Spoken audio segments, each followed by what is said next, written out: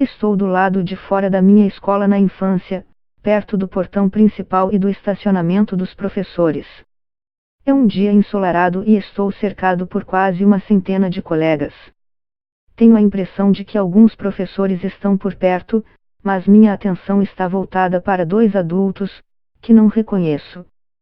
Consigo ver um em detalhes da brilhantina no cabelo e as lentes douradas dos óculos escuros.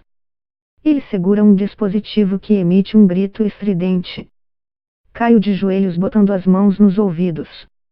Meus colegas de escola fazem o mesmo. O homem ri loucamente. Tive esse sonho há quase 40 anos, mas consigo lembrar os detalhes como se fosse ontem. Mas se me pedirem para contar o que sonhei no início desta semana, me dá um branco.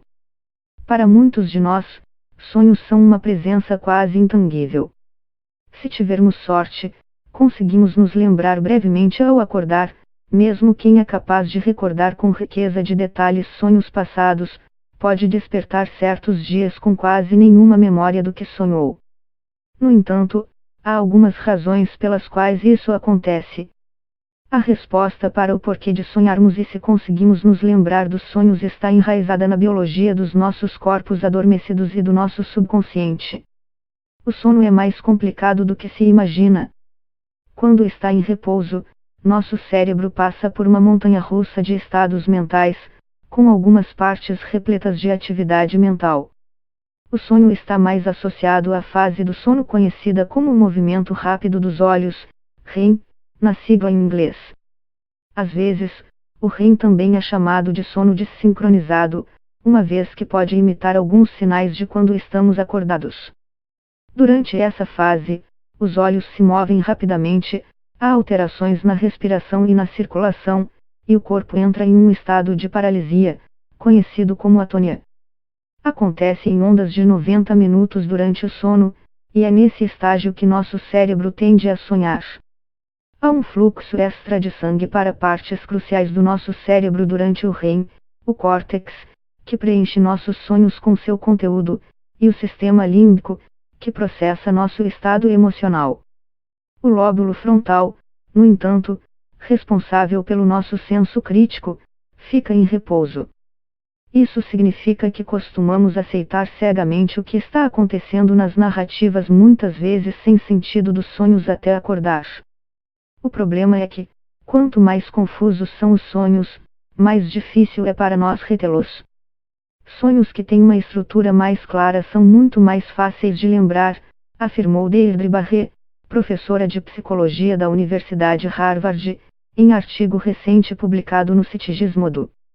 Mas existe um componente químico crucial para garantir que as imagens dos sonhos sejam retidas, a noradrenalina.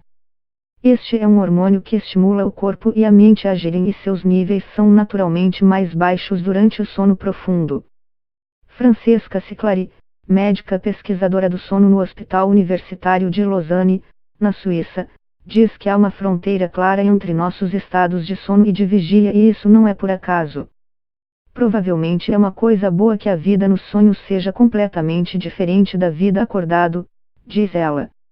Acho que se lembrássemos de todos os detalhes, começaríamos a confundir as coisas com o que está acontecendo de fato na vida real. Segundo ela, pessoas que sofrem de distúrbios do sono, como narcolepsia, podem ter dificuldade de diferenciar a vida de quando estão acordadas e dormindo, e isso pode deixá-las confusas e constrangidas. Não é por acaso que os sonhos de que mais lembramos são provenientes de certos períodos do nosso ciclo de sono, influenciados pelas substâncias químicas que circulam em nossos corpos adormecidos. Muitas vezes acordamos sobressaltados com o despertador, o que provoca um pico em nossos níveis de noradrenalina e, consequentemente, dificulta a retenção dos sonhos. Quando alguém me pergunta por que não consegue se lembrar dos sonhos, eu digo que é porque adormece rápido demais, dorme profundamente e acorda com o despertador, diz Robert Stickgold, pesquisador do sono em Harvard. Stickgold explica que muitas pessoas lembram de sonhos do início do sono, quando a mente começa a vagar e as imagens oníricas aparecem, ou seja, quando estão meio adormecidas e acordadas, um processo chamado sonho hipnagógico. Este estágio acontece nos primeiros 5 ou 10 minutos depois de adormecer. Se você pegar no sono rápido como sempre desejamos, não vai se lembrar de nada dessa parte do seu ciclo de sono. Se você é o tipo de pessoa que pula da cama e começa o dia imediatamente, não vai se lembrar dos seus sonhos. Quando você está dormindo em um sábado ou domingo de manhã, é um excelente momento para lembrar dos sonhos. O que eu digo aos meus alunos nas aulas é: quando você acordar, tente ficar quieto, não abra sequer os olhos. Tente flutuar e, ao mesmo tempo, lembrar do que sonhou.